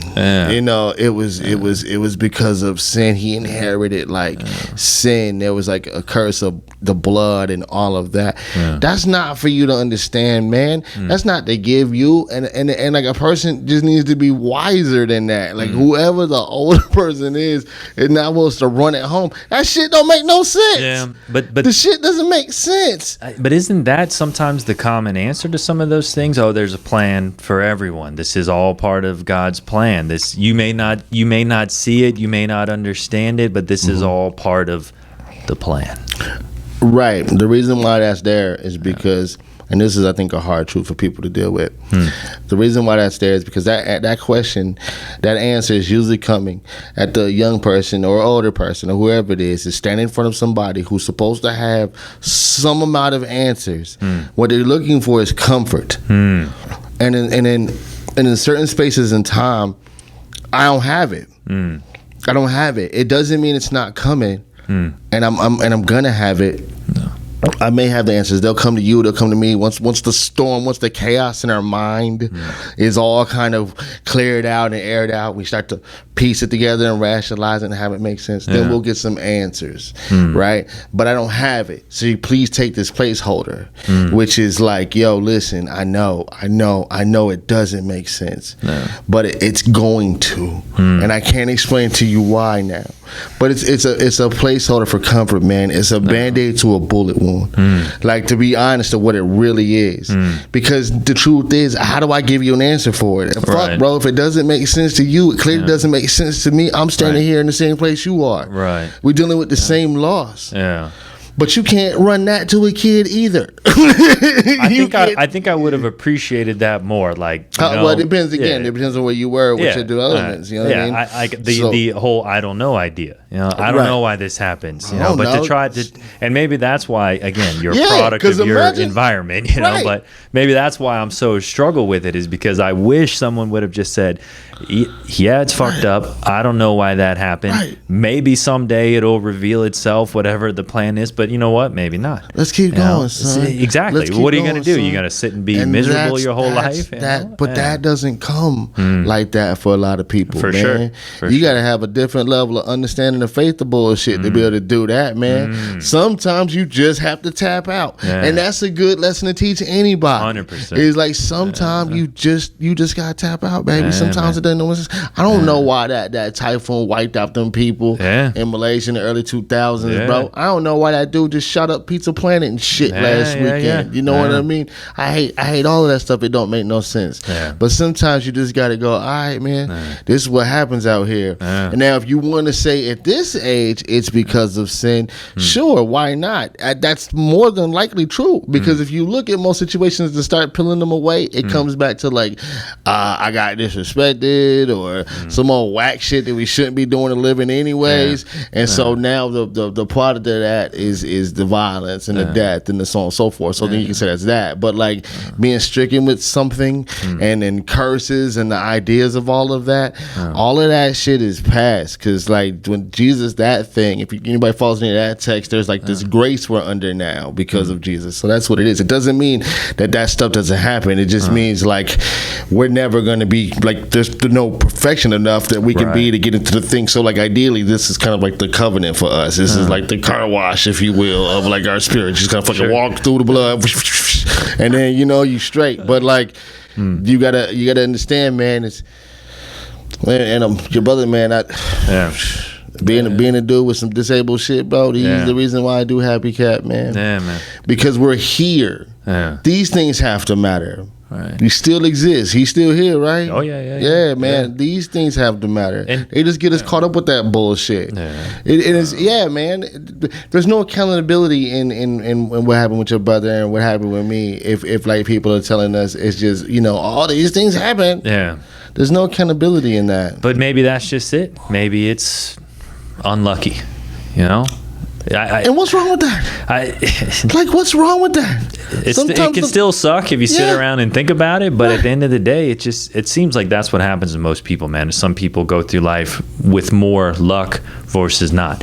And especially you start throwing genetics into that mix. It seems like the majority of things come from genetics, and science starts to teach you that, and people have all kinds of thoughts on science and those kind of things, but it seems like the majority of what gets everybody is some sort of genetic issue, some sort of genetic, something in your blood, something in your DNA from your ancestors, right? You have no control over that. And now some folks take that so far and go, this is from a root cause of like a generational thing in the blood of this family.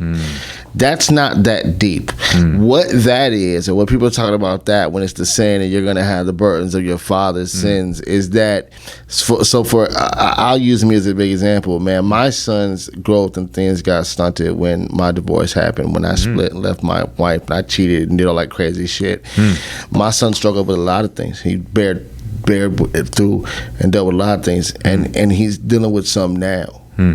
And that's just from me not being there, from falling off and being like making the choice that I made. Sure. It doesn't mean that I did this, so now my son has a strike on his jacket. He can't get into whatever heaven or idea of that is. It just means that there's things he's got to deal with in his life. You know what I mean? So that, and I guess I'm only saying that to say this is that there's no real, the generational curse comes from your parents taught you how to do something and showed you how to be and showed you how to act, and you taught and showed your kids that and how to be and how to act. It just kept going and going. It's not like some mystical thing where God just hexed the blood of your bloodline.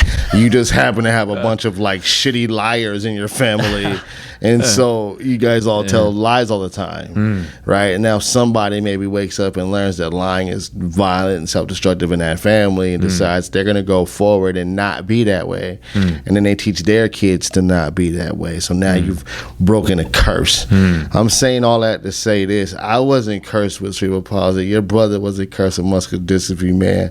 If there's something in that bloodline that's in there, but it ain't for me to be like that shit happened to you and your family because of somebody displeased God from... Do you know what I mean? That's fucking ridiculous. That's fucking ridiculous. It never fails. We get into some heavy ass subjects, and when these mics start rolling, man. But you know, I don't know. You know, it's just, bullshit, man. It's bullshit. Yeah. God can't, but like, he's not gonna be both. This grace and love and like I sacrifice my own son for you, and then also be like, because you're whatever great whatever pissed me off, this dude's brother is gonna have muscular dystrophy. It's weird. Why would God? What God is that? What a God is that? But some of the stories of God are kind of weird, man. He seems like he can be angry. He seems like he could be cool. Dude, again, a lot of Old Testament shit. You know, which was the one where he was trying to get somebody to sacrifice their son. Yeah. Right? Yeah, and then at the last minute, God's like, nah, man, I'm just joking. Like, don't really do it. The kid's up there. I'm getting... Exactly. It's a prank. What kind of God is that, man? That sounds like a goddamn human to me. That's like, it's a prank. Yeah. It's a camera. You were going to do it. It's a camera, Abraham. It's a camera, Abraham. Don't do it. Dude, there's all kinds of stories on God's anger, God's wrath, God's generosity, everything, man. Everything. What else? I don't know. What did I miss? So far, you're killing it, man. Generosity, anger, wrath, grace, mercy, love. Yeah. All these things, right? These are the fruits of the spirit.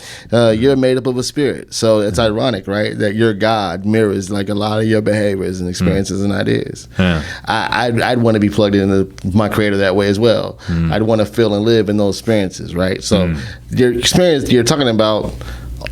like emotions. You're talking about the ones you have, bro. Don't you have wrath and love and anger and lust and passion? Sometimes I question, are emotions real? Is love real? Yeah. It sounds like such a great concept, right?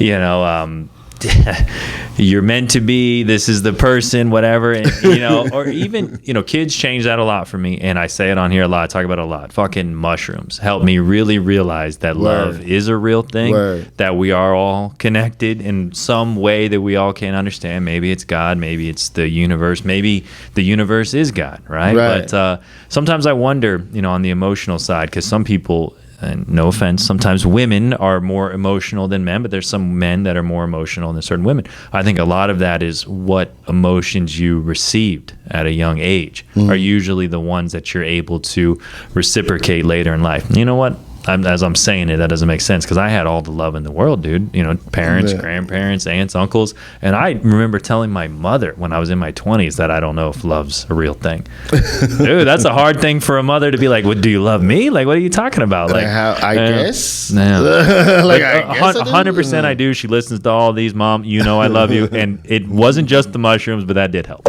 Yeah, he loved you the whole time without the mushrooms. The whole time. The mushrooms do bring that out. Funny, man. It just unlocked that part of you. Man. Those are big pieces. Those are big things to unpack. 100%. You know what I mean? To like sit there and then you and I pretending to know and understand any of that stuff all the way as well. Fuck no. Would be crazy to do. But I like that people say that. Versus the opposite, like, this is how it is. This is no. I know 100%. Like, no, there's no way. I wish people told me that when I was younger, especially in that Lutheran sense. I wish people had more of that with children. Like, and that's kind of how I raise my children. Is some people think this, some people think that. I don't know. It seems more likely this, more likely that, but figure it out. You know, that's this is what makes me happy, kids. Yeah. Being next to your mom is what makes me happy. You know, this is what works for me. You know, this is what it is. And you were able to take that. It's a shame that maybe people weren't tapped in to be able to kind of know that about your personality. You know, to get you to that point now. But to the point of the stuff we were talking about, you broke the generational curse, because now you do that with your kids. You know what I mean? So that's ironic. It's all there. Man, it's parallel to how you're living, man. I tell my son this way. I tell him, I say, listen, tell the truth.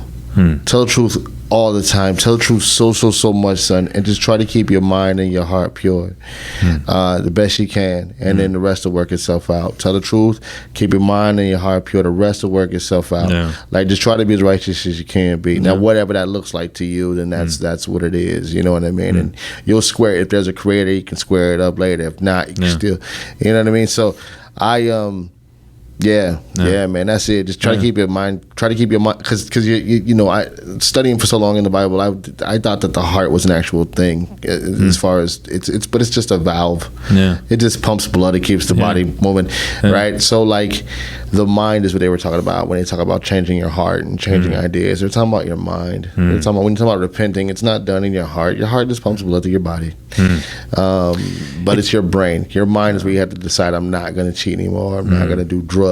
I'm not going to, whatever it is, I'm going to follow this idea. I'm not going to jump to conclusions. I'm not going to say I don't know anymore. Now I'm going to know. Now I'm going to know, and I'm going to know 100%. And that's what it comes down to, man.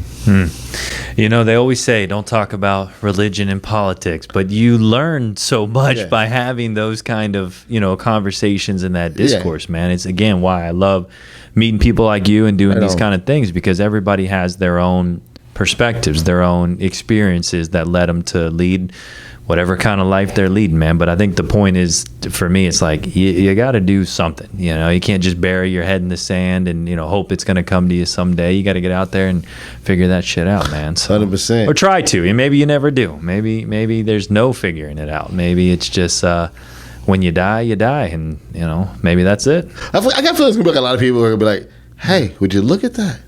Like, that's what, okay. You think? I think it's going to be a lot of people going just like, okay, cool. It seems like there's this huge human and animals and plants even, and mushrooms, again, help with this, like this will to survive. You know, I think a lot of the drive to cheat, to even just our thoughts of women in general, is built on this idea of reproducing, right? And there seems to be logic to survival of the fittest a little bit. Even every plant, right? I mean, you ever been walking in concrete and seen a weed that's grown up through the ground? That motherfucker is just trying to survive. And they reproduce just like us, you know, and animals are all like that too. So sometimes I question, like, why is there such a will to stay here if there is some better place, or we even do this again for that matter? It just seems like we're meant to try to stay here for as long as we can and reproduce, and our bloodlines go on and keep your genes clean or whatever, you know, to try to pass it on. It just seems like there's just this will to survive in every species that's around. Self-preservation, baby. Yeah. I think a lot of these ideas that we're even talking about are built around self-preservation. Interesting. Because we had to come to grips with the idea that there's a space and time and point and period where we're out of here. We know that. No matter what we do. Everybody dies. Right. But not everyone lives. That's a quote somebody has. I don't remember who said that. Everyone dies, but not everyone lives, man. Aubrey Graham. Shout outs to all the light-skinned people. That's Drake, man. Is that Drake? That's Drake, man. Ah, damn. I'm really trying to make it more than what it is, because everybody dies, but not everybody lives. I knew I heard that somewhere. You get into any local music in Orlando at all, man? These are some people I'm trying to connect with, man. It's another scene I want to explore a little bit and talk with people. Who? You know, anybody. You know, like locally, like tap into. Yeah, man. like Bloody Jug Band is one. We've been going back and forth. They're like some country artists. But I don't know anybody in the music scene. I only know like the hip hop scene from Orlando because of like, that's where I started everything ever in life. Was like, I wanted to be a rapper way before. Really? Oh yeah, man. Oh my gosh. Like that was, so I was born in the Midwest, right? I was born in Annapolis, and then we moved to Florida when I was a kid, like 9, 10 years old, right? And excuse me, I turned 14 years old now. From 9 to 14, I lived in northern Florida. It has a tendency to be really, really racist. I was looking for other words to try to say, but I don't have any. So like, it was just kind of like a place where like the prejudice was just thick, right? So I grew up there. 9 to 14 though, I was experiencing a lot of crazy shit. And then I got a summer job. And at my summer job, now I was always around hip hop. I was always around break dancing and shit like that. The culture, that environment's who I am. So I grew up in. Nice. So But then I got my first summer job. I was a janitor, and then I got like a NWA tape. Okay. So I got NWA tape straight out of Compton. I'm listening to this shit in the living room. I'm listening to that, and my aunt is at our house. I lived with my mom. I'm black and white. I live with my white moms. Okay. So her white ass, racist ass sister was at our house. Her sister was racist? Man, my aunt was horrible, man. When I told them, when I moved here at 9 years old, I'm in this room playing with my cousins, and she comes in the back of the thing. She's like, let me get a look at my mixed nephew. I want to see my dark niece and nephew. This is what she's saying to me at like fucking 9 years old. My little sister, I'm like, this lady sucks. God. So fast forward like 5 years later, this old racist big forehead ass. No, I'm just kidding. I love you. I'm not kidding. This shit really happened. But like she's gotten older, and Bev's still here. Just kidding about the big forehead. No, there's also a big ass forehead. I'm just more kidding about the aggression. But no, fuck her, dude. That was horrible what she did when we was kids. That was horrible. It was up 9. It's my little sister 6. Anyways, my dark nephew. I'm not even dark. It's crazy. You can see with the light on. Anyways, 14. I got the NWA tape playing, and it's like, fuck the police and all of this and all this aggression. And she's like, what are you listening to? So I gave her the headphones, and like the fear in her face, like the dismay, the unrest, the discomfort, it was like sweet. It was sweet to my nostrils, to my 14-year-old nostrils. Nice. Her being shook and terrified. I was like, fuck you, Aunt Bev. And your publicist is shaking her head at that. I don't think I ever told anybody this story out loud. This is a true story. Because like look at my dark niece and nephew. And NWA just was right there for me for retribution. I held that for like 4 or 5 years. You know what I mean? And I was like, that's what I want to do. Yeah. For the rest of my life, I want to make rap records, and I want to and so I got into Public Enemy and NWA and and all of it. So I really leaned into the culture. And as a kid, because I used to try breakdance and shit. That's always been a part of who I was. But and that's how I got into like being on stage, and that's how I knew stage presence. So like when you see me up there and I'm doing things the way I'm doing and moving around, it's because I've been doing that shit since I was 7th grade, man. Damn. So what happened, man? You still in that scene? No, still messing around a little bit, or comedy real taking over? Or? Comedy is so hip hop is my culture. Like that's my whole thing, man. You know what I mean? So it'll always be. But as far as me like going in the studios and doing all of that, I'm still plugged into people like my man Jesse at Studio 757 in HD. Jesse Burner. He's still making great music. He's a very cool dude to talk to, and he's around there by us. Nice.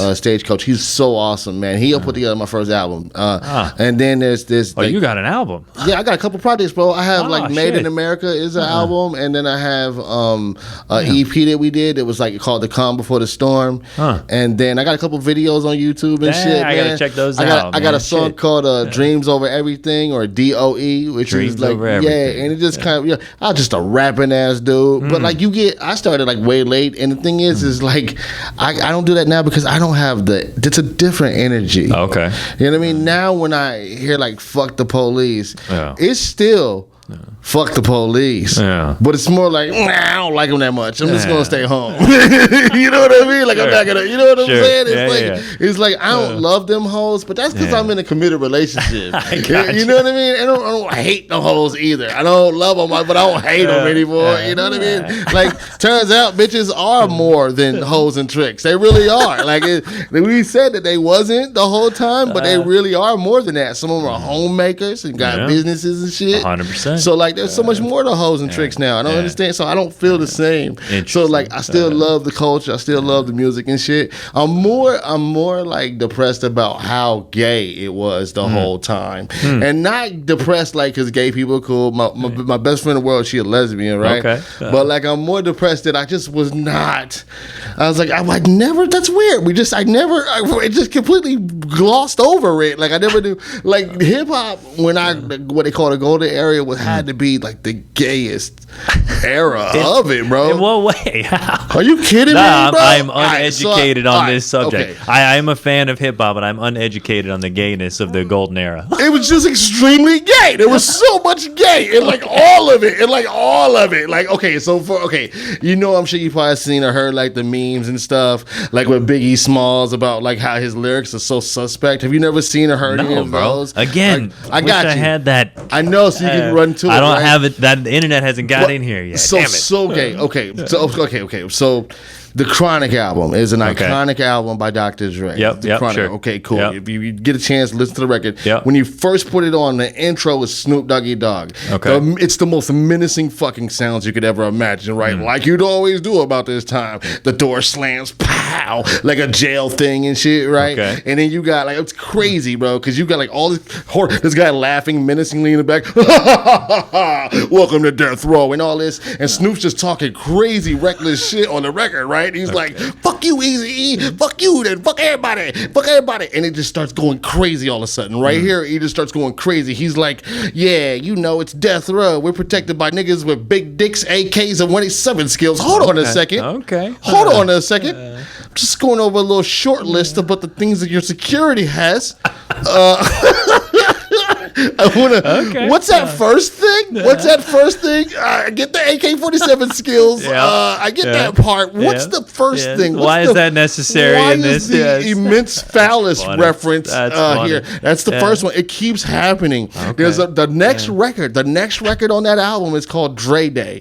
Great record. It's a fucking bow wow wow yippee yo yippee yay doggy dog. Yeah. Great record, right? They talk about having anal sex with Luther Campbell on that record. Okay.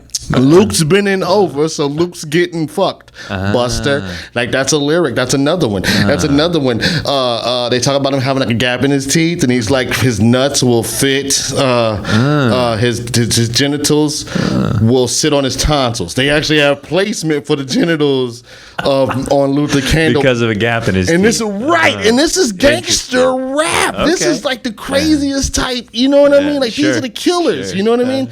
These are the dudes. These are the dudes that like said that like we're the ones that told how women should be. You know what I mean? Face down, ass up, and all of this stuff, and do all of this and bust it open and pop it and poke it. And then when they started being that shit, then we just said they ain't loyal. Then we just said they ain't shit, and we don't love these hoes. Interesting. We needed to love the hoes a little more because the music got real homoerotic. And then it turned out they was really doing that shit. Because if you look at like Puffy and everything, they was really plowing each other. Right. You know what I mean? But I have some thoughts to this, and again, I've never discussed this or never thought this. And again, that was an excellent rant on something that I was not educated on. Rants, living up to the name. That's what I'm doing, man. Bridging those gaps.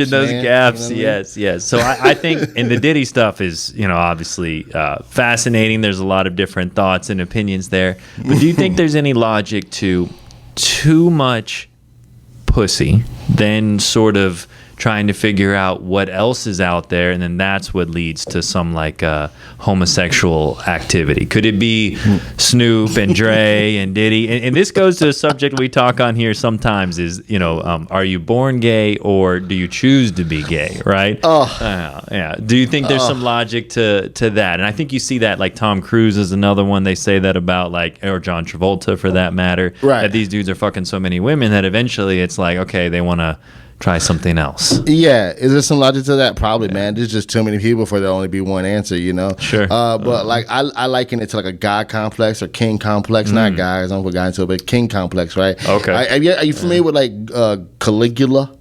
And like a little bit, sure. A little bit, right? They were just smashing horses. They were just getting into it. It was and so this was so like if you have the whole world, if the whole world is yours, and absolute power corrupts absolutely. Then you're gonna start getting into other stuff, man. I now me personally, can you have too much? I think that's an urban myth. I think there's two things that don't exist. I think too much pussy and spare change. Both of these things do not exist. I don't want to get in my Cat Williams bag, but Hollywood. Those two things are fake, my boy. I've never heard of like money that I don't. Oh shit! I just got some spare money. That's weird. I ain't never had too much pussy. I never. You know what? I hit my cap today. That's like I smoke a lot of weed. Right. So whenever somebody and I offer you a joint, and then somebody's like, no, I'm cool. I already had, and I'm like, that doesn't. You're lying. That's fake. That's weird shit. Yeah. Can too much of a good thing be a thing? Yes. But we don't know that until we've done it. So do I think that? No, I think that's the Caligula thing and like the emperor kind of complex. The king whole complex. world. Yeah. Dude, look how I am. I'm drunk on power and I'm low level where I'm at. Like I just started, you know what I mean? And from where people were like never knowing me, same fucking streets, not even seeing me exist. And now I left the club, that same show you watched, the most recent one. Yeah. I'm trying to get to the car and they're like, oh, that's the guy. You're the guy. Really? Yeah. So from like SX, that one? Yeah. And I instantly was like cocaine and hookers. I was like, I get it. I get it. Tempting. So I think it is like the Caligula. Like you have so much of it that's where you get to. But I don't think, me personally, I'll never get enough. Like women are so phenomenal, man. I don't think I could ever get enough, bro. Yeah, I would second that, and I do think that there is something to what you said earlier, is that I say this, and again, coming from a white, privileged, whatever you want to say, right? That I think women have had it the worst. Out of any species, out of any religion, out of anything, it's been women, dude. The ones that literally give life to us all. Without them, there would be no us. And they have had it worse than anybody. As a run, like as a species, as the whole thing? Dude, in America, they couldn't vote until the 60s as an example, right? Slavery was over much well before women were able to vote. Now, you can argue, black women had it really bad, Muslim women had it really bad, but just women in general, I think, have been treated the most poorly. And this goes back to the fucking Bible, dude, where did all sin come from? A woman. The woman was the one that listened to the snake that ate the apple. Yeah. It was that bitch's fault. It was her fault. And see that, but to me, that's fucked up. That's a fucked up story. If that's really what went down, there's two people and you're seeing God hanging out in this beautiful garden and he tells you, do not do this. You can have whatever you want. I made all of you, but don't do this. And that snake still tricked that bitch. This all is her fault. It's her fault, bro. Yeah. So even back then, they started. It started worse. Women have had it the worst, man. The ones that without them, there'd be no us. So then it is sin. Then it is generational. Is that what you're telling me? That's what you're telling me. I don't based know. On that last, I don't know. Based on your last rant, then it is. It's in the blood, baby. No. All right. So check this out. All right. I think that it's not. I think that. Okay. No. I agree with you about your ideas about women in society. Yeah, just historically, you just can't deny that. That's crazy, right? I also, being a person that was raised by women only. They're the most strongest, resilient human beings of the species. I've never seen nothing like a woman before in the world to be knocked down so much by all of society, bro. When you go to you're about your day to day, bro, you go about your whole day. Nobody's trying to holler at you, yell at you, and try to fuck you the whole day. Nobody's trying to do that. The lady at 7-Eleven was definitely just trying to fuck me. That's a part of it. That's a part of it. That's a good 7-Eleven, by the way. Make sure you go to the 7-Eleven when his dad wants to fuck you, bro. Shout out Cocoa Beach 7-Eleven. She was definitely trying to fuck me. Good for you, good for her. But then what happens is you get at the end of your, that's a good 7-Eleven. That's just damn good customer service. But I get what you're saying, though, right? Man. Yeah, I get what you're saying. And now imagine, and then you get off work and you go home and your day's finally over and you finally want to chill. And you got to do all the bullshit in the house.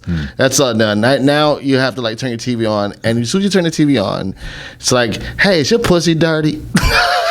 You know what I mean? Like the whole world has been rough to her, bro. And then the TV just violates her to the core. Like, hey, your vagina stinky and itchy, huh, ma'am? Check this blue liquid out that represents your body, because you're an alien. We just use blue liquid, because if we use real red liquid, your gross, disgusting thing would make us sick, right? all that being said, man. It's Adam's fault. Because he listened to that bitch. Are you kidding me, bro? Are you kidding me, bro? He shouldn't have listened to her. Are you fucking kidding me, bro? It was the only pussy around. He had to listen to her. What are you talking about? Free will. Free fucking will. You can put it in there all you want, Adam. Why do you think we have Adam's apple? Exactly. But that's just God busted his ass mid swallow. She bit that shit. He went, all right. And then God was like, what you doing, nigga? And then he was like, what? And it stayed right there. And he's like, did you bite it? And I was like, And he's like, go like this. And he was like, ah. And the shit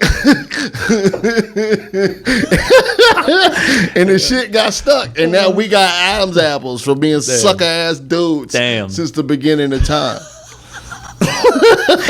Oh, bro, that's fucking hilarious, man. I'm so glad to be on the episode to get you canceled, man. Oh, please. I'm so excited. The only thing that YouTube has only ever had a problem with is, and I'm not even going to say the word, is if you start talking about the V word. Really? In any way, shape, or form. Really? Still? Dude, not even the COVID one. I had a lady on that's a CEO of a marketing company, right? And we were discussing... Gosh, I don't even want to talk about it. We're discussing hesitancy about our children at certain stages when they come in the room and they got 20 of them in one and they want to knock it all out at once. That's all we were discussing. Sure, the multivitamin. Yeah, they didn't like that. Wow. Yeah, Spotify, no problem. YouTube had an issue, and I understand in the world of medical misinformation, but I ain't no fucking doctor. Like, all we were saying is, as people with children, we are a little hesitant in that space. So I highly doubt this is going to get us canceled. Yeah, we talk about all kinds of shit on here all the time, man. Good. But the only one YouTube has ever, one strike that I've had is due to that one. Because I have a hard time with them. I wish that they had the same kind of stringency. I wish YouTube could regulate the FDA. Because if YouTube could regulate the FDA, pretty sure a lot of things would change for us on all those fronts. You know what I mean? If you could like shut some shit down, why don't you just do that? Yeah. Don't worry about what me and this man talking about. He's trying to find God, but they serving up weird ass beef, bro. Have you heard of mad cow disease? Have you heard of fucking mad cow disease? I have a theory about mad cow disease. I think it's the revenge from people pushing cows over. I think the meat, from cow tipping, right? I think right, because imagine you're about to get slaughtered, right? Hear me out now, right? It's Friday night, you and your buddies are looking for mushrooms, so you can understand how life works. Of course, yes. Right? And you don't know this, but like the cow you guys picked, his ass is getting sent to Burger King tomorrow, right? Yes. So it's 4 a.m. He's getting like his last sleep on earth. And you're like, dude, push this cow. Boom! Y'all push him off. Breaks his leg. He still goes to the thing, but he's mad as a bitch now. He's angry. He's a very mad cow, right? That adrenaline, anger, angst, and revenge, all from cow is tipping. in the meat. So now you get the burgers and shit. You start foaming at the mouth. Mad cow disease. So it's not the pesticides, the hormones we're injecting with, all that is bullshit. It's from cow it's the way we've treated them. That's what Big Pharma wants you to think. And I don't mean pharma like pharmacy. I mean FAR, pharma. That's what Big Pharma they want you to think that shit, okay? No, it's not from pesticide. It's from drunk ass, stoner ass country kids with nothing to do but listen to Hootie Blowfish and fucking Sublime and wear the fucking Jamaican tweed sweaters with the fucking Jinko jeans, okay? That's what it was. Oh my God. That's fucking hilarious, dude. That's hilarious. The logic is solid. It's fucking solid. Thank you. So when you asked me about how I write, that's a bit that I was writing. Really? Based on, I saw a podcast where Bert Kreischer said cow tipping's fake. But I have a big redheaded ass sister, Irish sister, would tell you firsthand, that's just real. She used to deadlift like 350 fucking pounds. And they fucking ran through a cow, bro. People, She goes. It takes a lot of people, and you gotta like move. Because if you don't like move or whatever, then it'll stagger a little bit, but it'll take off on your ass, and now you got like a small Honda Civic about to run your ass over. God damn, man, bro, I'm telling you, man. I was like, what? They'll run you over? She said, yeah. I was like, you know what? I guess if I was a cow and you tried to push me over, I I go thug life on you. Fuck yeah, dude. You know what I mean? Straight moo pop.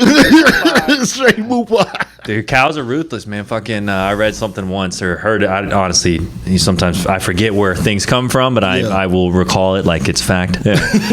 When the first people, I'm from Florida, so I was born in Orlando. When people first started to come to Florida back in the day, one of the real problems was getting killed by the wild cows that lived here. Apparently, those fuckers were like not into people, and they'd be spearing your asses and shit. So supposedly, the wild cows, man, that and cats and big cats jacked a lot of the first people that came down here. I get the cows. That's revenge, bro. That's revenge. That's the spirit of, you know what I mean? Them cows remember that shit. But in Hinduism, that's their animal, bro. You can't fuck with no cow. You should not. That's Hinduism, right? The Hinduism is the cows. Because my homeboys are from my favorite person in the whole wide world. Shout out to Lena Siddiqui. She's another comedian. You will find her fascinating on so many levels. Yeah. She's I don't want to tell her whole shtick thing, but she's I don't even. Am I able to even? Okay, never mind. I won't. Yeah, she's a member. She rocks with certain communities that are really awesome right now. So you know, especially if you want to be on Netflix. This weed is so good. But she's like my best friend in the whole wide world.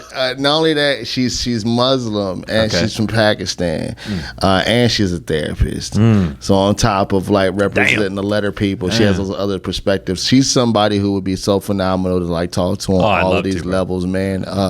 Definitely, and she's just so stunningly hilarious. Nice. But yeah, I kind of had to like, what's the breakdown of like, okay, which Indians are you guys? How does it work with you brown people? You know what I mean? And then she was like, we're the one. This shit's no, it was a, she didn't say this to me. I told it back to her. There's an Indian dude who told me, he was like, they eat cows to piss us off, so we eat pork to piss them off. Okay. All right. So the Hindu cats, they don't play with them cows, but they will fucking they'll fuck up a pig. Dead in your face. Take that, Muhammad. Nice. What comedians do you like, man? Who are you watching? But then just to not lose you, bro. Yeah, I'll tag you with like Mad Ills and some of the other cats that are in the city local. Fuck yeah, dude. I got a real special brother, man. He a real street dude, so be easy, but he a good dude. So I'll put be easy. Like I'm just letting you know, bro. Like you know what I mean. But like he's a real good dude. I'll put you on to him. Whoever you think you kind of want to connect with in that space, I got you. Oh, dude, I appreciate that, especially from the city. And the comedians that I like. Geez, man. You know what? I try to listen to cats.